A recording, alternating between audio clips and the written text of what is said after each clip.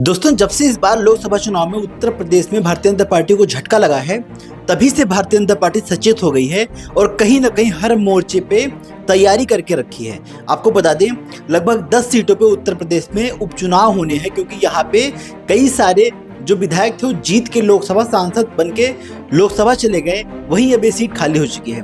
उसमें कई सारी सीटें प्रमुख भी हैं और 10 सीटों पे उपचुनाव है। लेकिन यह उपचुनाव बहुत अहम है, क्योंकि इस उपचुनाव में देखना होगा कि 10 सीटों पे कौन सी पार्टी बाजी मारती है और 2027 की दिशा कौन सी पार्टी तय करती है। तो वही इस चुनाव में जिस प्रकार से भारतीय जनता पार्टी ने कमर कसी है, आपको बता दें, योगी आदित्यनाथ को मिल्कीपुर की जिम्मेदारी दी गई है। उसके साथ साथ अम्बेडकर नगर की एक सीट की जिम्मेदारी दी गई है। अब मुख्यमंत्री योगी आदित्यनाथ के जिम्मे 2 सीटें आई हैं, वहीं डिप्टी सीएम के जिम्मे भी 2-2 सीटें दी गई हैं। मतलब इस बार भारतीय जनता पार्टी हर मोर्चे पे चाक चौबंद है। तो उसमें सपा भी पीछे नहीं है। सपा ने शिवपाल सिंह यादव को मिल्कीपुर विधानसभा जो है वहां की जिम्मेदारी दे दी है, प्रभारी बना दिया है।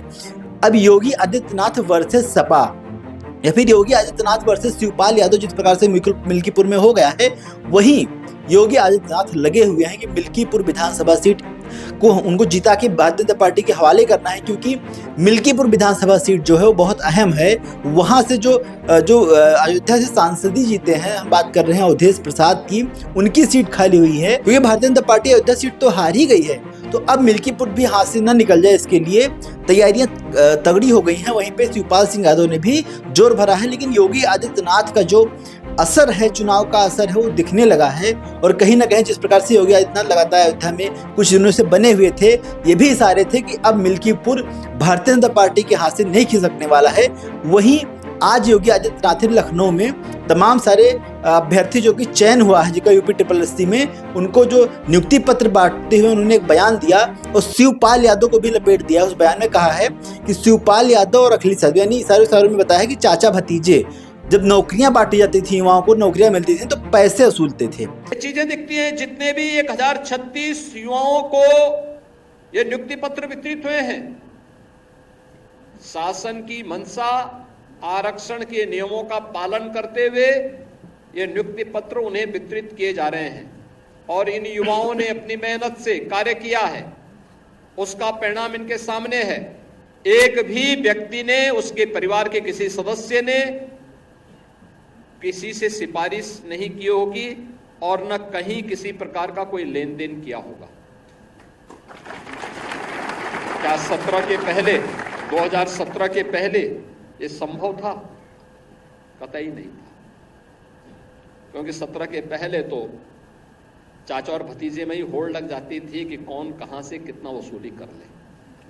ये होड़ का जो सिलसिला चलता था, कहां पहुंचा दिया था? उत्तर प्रदेश को किस रसातल पर पहुंचा दिया था?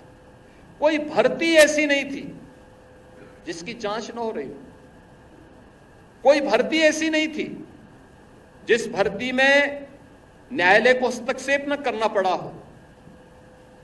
कोई भी ऐसी प्रक्रिया नहीं इन्होंने अपनाई थी जिसमें कहीं पारदर्शिता और निष्पक्षता दिखाई देती हो।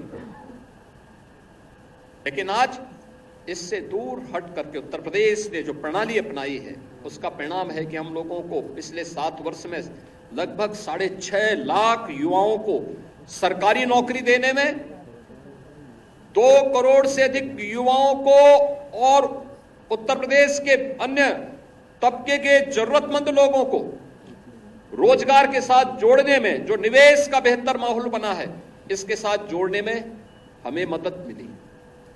और आज इसी का परिणाम है कि बेरोजगारी की दर उत्तर प्रदेश के अंदर आज न्यूनतम स्तर पर है।